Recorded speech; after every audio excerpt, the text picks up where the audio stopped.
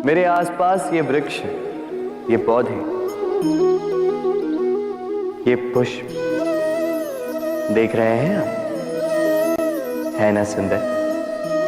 क्योंकि आपने इन्हें देखा है। इसी प्रकार जब प्रेम की बात आती है, लोग किसी का मुख स्मरण कर लेते हैं। ऐसी आंखें, वैसी मुस्कान, तिरछी भ्रूकुटी, घने केश, पर क्या यही प्रेम का अस्तित्व है? नहीं, ये उस शरीर का अस्तित्व है जिसे हमारी आंखों ने देखा और हमने स्वीकार कर लिया। परंतु प्रेम भिन्न है। प्रेम उस वायु की भांति है जो हमें दिखाई नहीं देता, किंतु वही हमें जीवन देता है। संसार किसी स्त्री को कुरूप कह सकता है, क्योंकि वो उसे अपनी तन की आंखों से देखता है, परंतु संतान उसी माता को संसार में सबसे सुंदर समझती है, क्योंकि वो भाव से जुड़े। तन की आंखों से देखोगे तो वैसे भी पहचान नहीं पाओगे जैसे राधा मुझे पहचान नहीं पाई। इसलिए यदि प्रेम को समझना है तो मन की आंखें खोलो और प्रेम।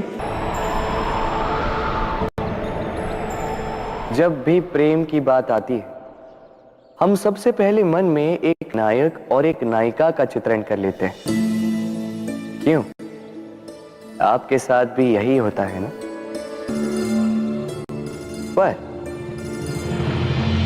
क्या प्रेम केवल नायक नायिका के आकर्षण का बंधन है?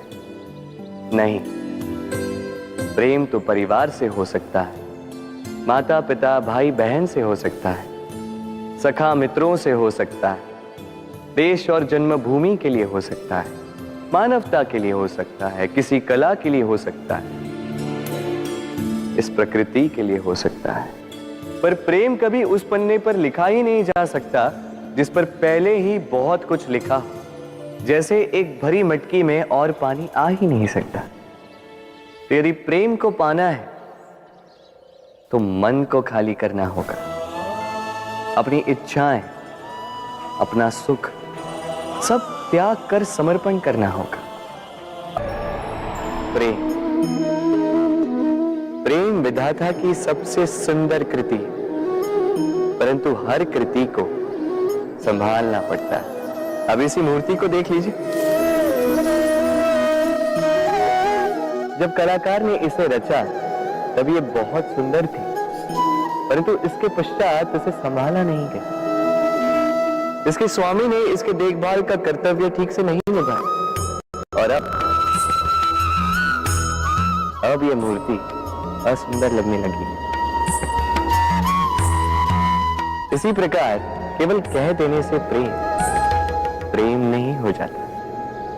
इसके लिए आपको अपने कर्तव्यों को पूर्ण करना होगा। तो देश की रक्षा, परिवार और संबंधियों की सुरक्षा, संतान को संस्कार, जीवन साथी का आभार, ये कर्तव्य जब तक नहीं निभाओगे प्रेम से दूर होते जाओगे। तो यदि प्रेम का अमृत पाना है तो कर्तव्य की अंजलि बनानी होगी और मन से कहना होगा, राधे राधे। राधा कृष्ण।